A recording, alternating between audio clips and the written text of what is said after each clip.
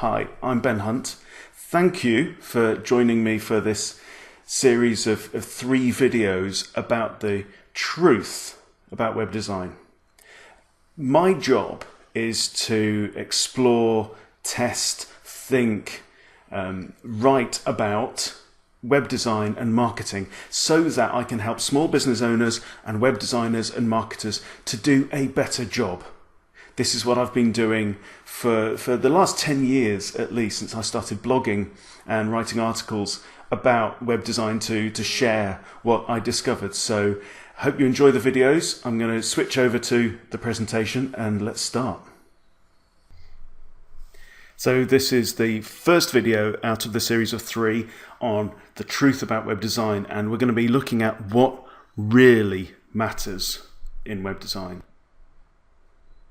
So as I said, I've been a web designer myself for 20 years. I started in 1994. I've been writing and blogging for the last 10 years. Now, over those 2 decades, I've seen a lot of changes. There have been a lot of new technologies, new trends, and new methods. Now, some of those have been really shiny and exciting, but somehow they weren't what I was most excited about. I've always been obsessed with what works. What makes the difference between websites that just function and the ones that really succeed? So over the years, that means I've become obsessed with usability and accessibility, user-centered design, search engine optimization, social media, branding, and conversion optimization, and so on and so on. But deep down, it was always really the same search. I was trying to discover what matters most, what really works. And as I've read and learned and thought and worked through projects with my team, I've been able to peel away the layers and dig deeper. And I've noticed 2 major themes emerging. On one hand, my understanding of marketing has become much simpler in many ways, but at the same time, the online marketing sector has grown ever more complex. So it's now more segmented, more specialized, and more confusing than ever. Now, why is this important? Well, it's because it's a sign that there's tension. And the tension exists because there's a radical shift happening in web marketing technology and how we use that technology. Now, you must understand this because I think there has never been a more critical point in this industry. Put simply, if you're still creating websites the way you were just a few years ago, you are in serious trouble. You may not know it yet, but I think this shift is on the scale of an extinction event. If you're a web designer and you don't adapt, you will not be able to compete. You will be extinct. Let me be really blunt. One of our pro group members has a good friend, a web designer, who's designed and built websites for clients for many years. She still sells the same skill set, still designs sites the same way that she did over 5 years ago. And she's a good person. Clients like her. But recently, when her husband lost his job, they suddenly realized the web design work could no longer even cover their mortgage. They were forced to sell their house, right? They lost their home.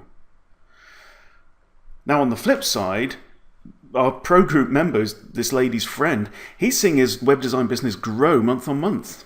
Now, why? Well, it's all because of the shift that's happening. And what does this mean to you? And more importantly, how can you prepare yourself not just to survive the shift, but to flourish? That's what I'm going to reveal in this video. Now, it's an important note, this doesn't only apply to web designers, web professionals. If you're a business owner and you hire web designers, you need to know that some designers will now give you better value for your investment than ever before, while others will just be helping you burn money faster than ever before. And you need to know the difference, know how to spot the right kind of designer. So here's the thing. The world has changed. a lot of what we used to think mattered used to matter. Some of it still does, but a lot of it doesn't matter anymore. You need to understand the difference. You need to know what truly makes the difference in web design and marketing today and what really doesn't. Now, at this point, I'll bet you're totally with me. You might be nodding along saying, Ben, I already know what you're going to say, but I would ask you to suspend those thoughts because, as I'm going to show you, this stuff goes a lot further than many of us realize. Now, in order to show you what I mean, we need to go back to the first days of the web design profession. So when I started, web design really used to be about two things: creating original graphic design and the mechanics of publishing online. We'd spend days crafting Photoshop mockups, send it to the client, get it back, make changes. Then we'd spend days slicing up the final design and piecing it back together in complex HTML that was packed with nested tables. And that was the only way, actually, to position stuff and get it to line up. It was highly skilled work. It was like making a stained glass window. And it was made harder because the content was inextricably interwoven with the site structure. So if you wanted to change something in the structure, you needed to do a lot of search and replace or copy and paste, and that was all very laborious. You might also need to set up hosting and probably use FTP. And if you wanted interactivity, that usually meant detailed and difficult coding, again from scratch, in JavaScript or Perl originally. So it wasn't at all easy, but all you actually required to be an all-round web designer or webmaster was a handful of core skills. However, those skills were quite rare, and the select few who could do this, who'd invested a lot of time into developing those skills, we were justifiably proud of what we could do. It was like magic, and we felt like magicians.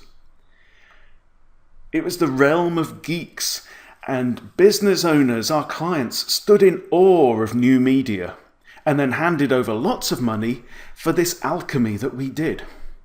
No one really cared how well websites worked. We were just amazed that they worked at all. Of course, today, anyone can publish a website, set up a Facebook page, or set up a business with an online store literally in minutes. And then we realized that web design is about more than graphics. So the lines of engagement were redrawn. Then we dazzled clients with graphics and animation and multimedia. Look at all the cool stuff we can do, we said. Now give me your money. Of course, today you can buy and install themes that look better and work better than anything anyone was doing 10 years ago. But then we realized that web design is about more than sexy effects. The circus moved on. We redrew the battle lines again. Someone said websites have to be easy to use. So we started adding usability and user testing to our list of features, and clients gladly paid for it. Of course, today you can buy themes or platforms that deliver great ease of use as standard for less than the cost of about 30 minutes of a designer's time. Then there was accessibility. We realized so many of these hand-built sites just didn't work if you were using a text-to-speech reader or a screen magnifier, so we added accessibility design and testing to our skill sets. And again, clients paid for it. Of course, today, universal accessibility and even mobile responsiveness comes built into most of the products that you can get for peanuts. What happened next was we figured out that web design was actually direct marketing. It was measurable and testable. So it all became about funnels and visitor numbers and conversion rates. So now guess what? We're selling SEO and pay-per-click and conversion optimization. These are the new keys to the kingdom. And hey, guess what? The new skills don't come cheap. Again. You get the picture. So what's really going on here? Well, on the one hand, we're learning more about marketing. Of course, marketing hasn't changed fundamentally. We've just got a bit wiser, which actually makes marketing simpler. But as I said before, the online marketing sector has just become progressively more and more complicated, to the point where we now have this present situation: no one can know it all. Over time, even as we thought things were getting easier and simpler, web design just got more complex and more fragmented and even more expensive. So today, a business owner that wants to market effectively online can hire a web designer, an SEO agency, a pay-per-click agency, email marketing specialists, social media managers, video marketers, etc., etc. You get the idea. A business owner now can spend every penny they have and more hiring experts who will claim they have the insight and the skills needed to get more visitors and turn them into paying customers. Now, obviously, that might raise the question, with so many cooks, what happens to the broth? And who's responsible for your visitors' experience when you've got so many different specialists? And the fact is, sometimes the situation works, but very often it doesn't. And who is ultimately responsible? When the party's over, it's the business owner who's left to pick up the check. The more experts they have on board, the less responsibility they each have. Now, often, these service providers just have slightly more of a clue than the clients, but sometimes they don't. I remember back in 2000, the startup I worked for hired an agency who charged a 6-figure fee for rebranding work. And guess what? They didn't have a clue what they were doing. So a big bill does not necessarily mean big benefits. Now you might say, well, Ben, that was years ago. No one would get away with that kind of stuff today. Don't bet on it. There are still a lot of cowboys out there, and you may even be one of them without knowing it, if you're still doing Wild West style web design. Clients are still getting ripped off. They're still paying over money that they will never see again. And I really, really hate to see that happen. The truth is, practically everyone in web design and marketing is still guessing to some extent. No one really knows which tactics are best, because no one can keep up with all the changes. And yet there's a huge industry that depends on that. They're always ready to sell us courses and conferences to tell us about the next new big thing. So if everyone's figuring it out as they go along, who can you trust to give you the truth? Who will tell you what you really need to do? Is SEO right for you? What about email marketing? Should you have a Facebook page? Should you do pay-per-click? What about conversion optimization? What about webinars, ebooks, etc., etc., etc.? There are very few people in the world that I know who can give you sensible answers to those questions. But in these 3 videos, I'm going to give you the truth as I know it about web design today. I'm going to tell you exactly what you need to be doing if you're a web designer, and what you need to be doing if you need a website. The information I'm about to give you could make a massive difference to your business. In fact, it could be life or death to your business. My purpose in these videos is very simple. I'm going to help you understand what matters today, what doesn't matter anymore, how most of it is actually easy, and I'll even make the stuff that is more complex seem a whole lot easier. Sound good? So first, let's answer the question, web design, what really matters? I've said it before, and I'm going to keep saying it. Web design is not an artistic exercise. So aesthetics are not critically important. Art is subjective, and the value of art belongs in each individual's own personal experience. Now, web design is not like that. Web design is marketing. It has goals, and those goals are objectively measurable. It's very different. This guy's Peter Drucker, right? He was an economist. He summed it up the best. This is his definition of business. The purpose of business is to create and keep a customer. Right? To create and keep a customer. I think that's actually what marketing is as well. And that's how we know if web design works, objectively. If web design helps to create customers, it succeeds.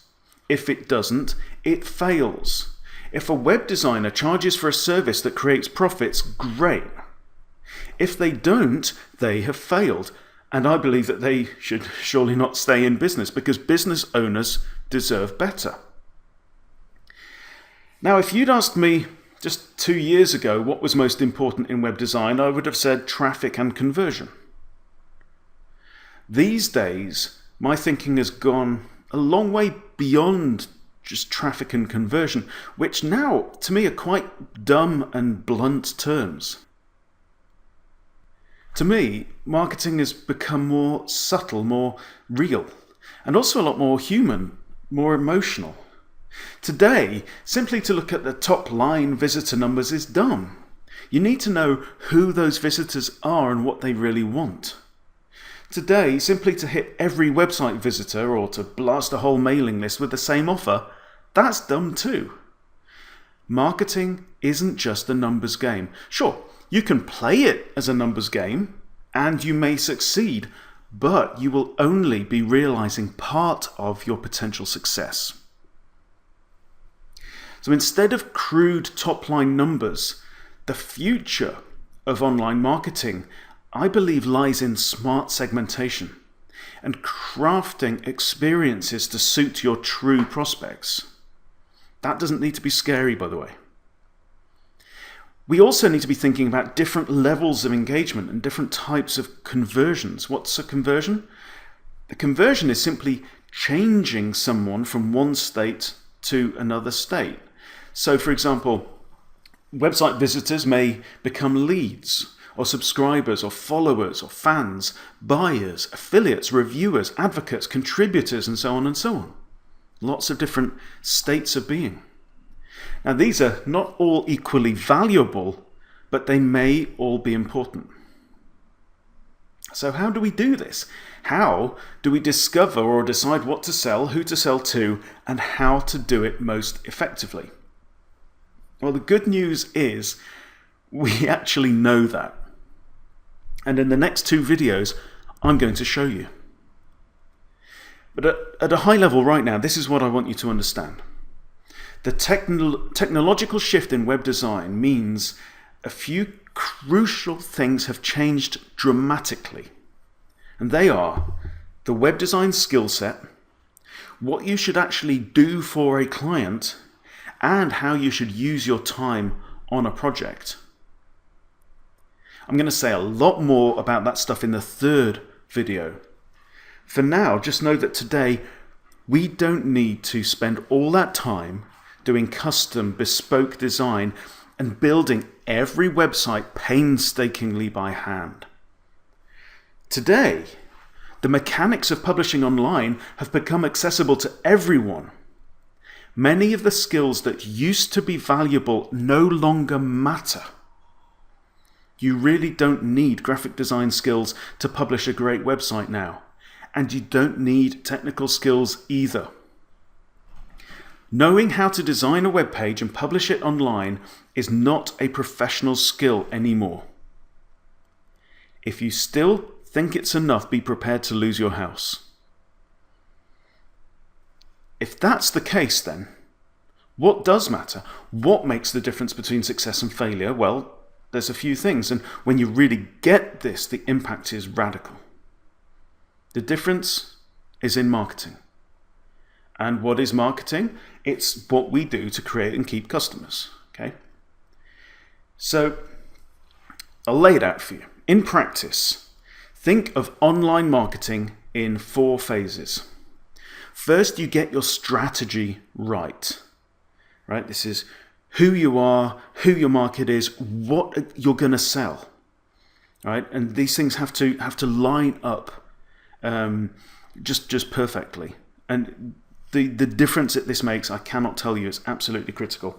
Second, you need to design your campaign. That is tactically, how are you going to reach these people, engage them, start a conversation with them, keep that conversation going, and also sell. Third, you implement, you roll out, right? And what that means today is design and publish rapidly. The key word there is rapidly. In those old days, we spent almost no time on strategy. We spent almost no time designing a campaign in relative terms. And we spent the vast majority of clients' money on that third step, graphic design and slow, expensive publishing. Now, there wasn't any other way. It had to be slow. It was slow and painstaking, right, back then.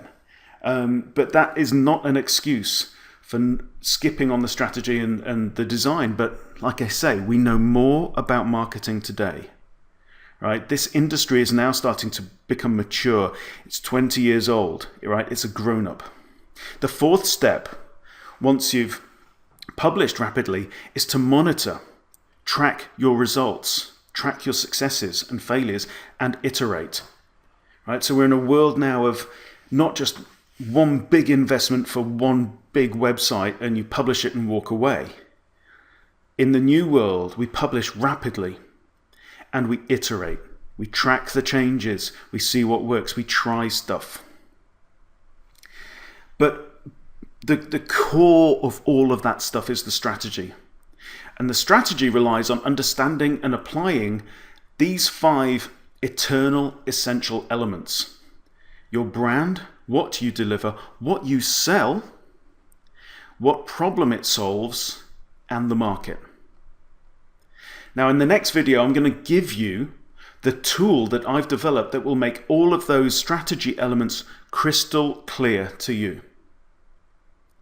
This tool is, without question, the most powerful marketing technology I have ever found. That's why I'm going to give it to you for free. You need this. Trust me, when you really get your strategy clear, absolutely everything in marketing becomes so much more straightforward. I've experienced this recently in my own business, and I've also been lucky enough to be able to do it for my clients. I'm going to give you the tool and I'm going to walk you through how to use it in the next video. So when you've got your strategy and it's time to design a marketing campaign, that's when stuff gets real complicated. Because as we know, there are just so many choices today. There are so many different tools and ways to publish and ways to reach people and so many different tactics that we're being sold every week. So how do you reach out to your target market in the first place? How do you engage them? How do you sell to them without pushing them away? And what channels and tactics will work for your business or your client's business today? Well, I can give you a hint right now. Do you need SEO? No. Do you need social media? No. Do you need squeeze pages, email sequences, guarantees, videos, white papers, webinars? No. None of these channels and tactics is the right one. Not for everyone, not all of the time. So what I'm saying is, anyone who says they have got the answer, the next big thing that everyone needs, that person is lying. Ignore them, walk away. The channels and the tactics that are right for you are the ones that are right for you right now. Before you apply any channel or tactic, you need to figure out what you want to achieve. And that depends on your strategy. That is your strategy. So look out for an email from me in a couple of days with the link to the second video on strategy. And then we're going to work through all the details of designing a campaign in video number 3. Thank you for watching this. Join me for the second video look out for the link. I'm going to get it to you really soon. I'm very excited about this information that I'm sharing with you. I hope it's going to be really useful for you and for your business. I hope what I've told you today has already been helpful, and look forward to joining you on the second video. See you soon.